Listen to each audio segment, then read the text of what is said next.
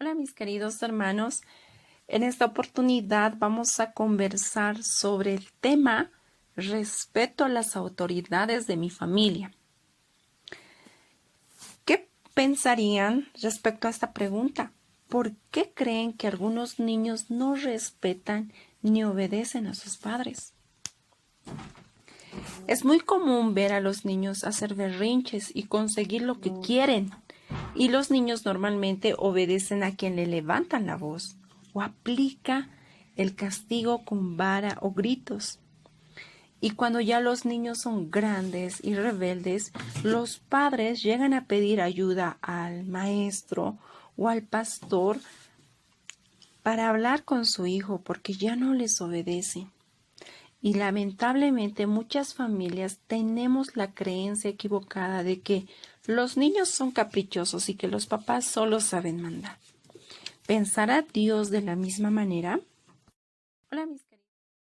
¿Qué responsabilidades tiene cada miembro de la familia? En Efesios capítulo 6, de los versículos 1 al 4, encontramos lo siguiente. Hijos, obedeced en el Señor a vuestros padres, porque esto es justo. Honra a tu padre y a tu madre, que es el primer mandamiento con promesa, para que te vaya bien y seas de larga vida sobre la tierra. Y vosotros, padres, no provoquéis a ira a vuestros hijos, sino criadlos en disciplina y amonestación del Señor. La Biblia nos enseña que Dios formó a la familia con un papá, con una mamá y hijos. Dios mismo establece un orden dentro de la familia y las responsabilidades de cada miembro. El esposo debe amar a su esposa, la esposa debe amar y respetar a su esposo, los padres deben educar a los hijos, sobre todo el padre, a quien Dios nombró como el líder de la familia.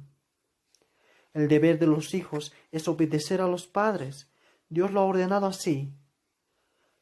Y nos promete Él que si cumplimos con esto, todo nos irá bien. La verdad bíblica es, Dios dio a los padres el mandato de educar a sus hijos y a los hijos de obedecer a sus padres. Si seguimos pensando según la creencia equivocada y decir los niños son caprichosos y los papás solo saben mandar, una de las consecuencias sería que nuestro hogar sería un lugar inseguro y lleno de violencia, porque puede haber gritos, insultos, desprecio. Los hijos también serían desordenados y indisciplinados. Y en las calles y hogares habría niños abandonados, y en las cárceles hijos rebeldes con ira y resentimiento hacia los padres.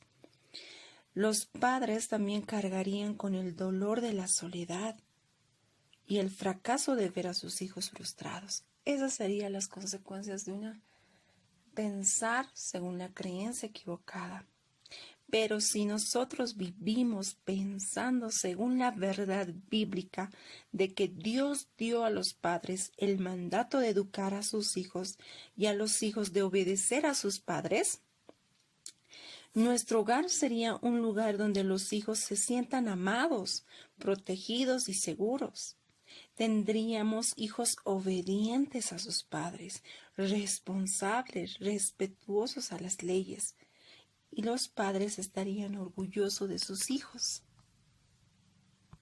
Veamos cómo tenemos que vivir si pensamos que Dios dio a los padres autoridad de educar a sus hijos y a los hijos obedecer a sus padres. Para vivir según la verdad bíblica, necesitamos saber que según el diseño de Dios, el deber del esposo es amar a su esposa, de la misma manera que Cristo amó a su iglesia hasta dar su vida por ella. El esposo debe mostrar cariño, cuidado y respeto por su esposa. Si obedece este mandato y se sujeta a la autoridad de Dios, la esposa también se sujetará a su autoridad. El deber de la esposa es sujetarse a su esposo. Así como Cristo es la cabeza de la iglesia, el esposo es la cabeza de la familia. Dios le ordena a la esposa respetar a su marido y sujetarse a él en todo lo que es bueno. Por eso, La esposa debe apoyar a su esposo, trabajar junto a él, pero no en lugar de él. Y el deber como padres es educar a sus hijos. No deben ser impacientes ni estar todo el tiempo regañando y castigando a sus hijos. Cuando les corrigen o les llaman la atención, cuando les aconsejan, deben evitar amenazas, deben evitar usar palabras hirientes que provocan ira.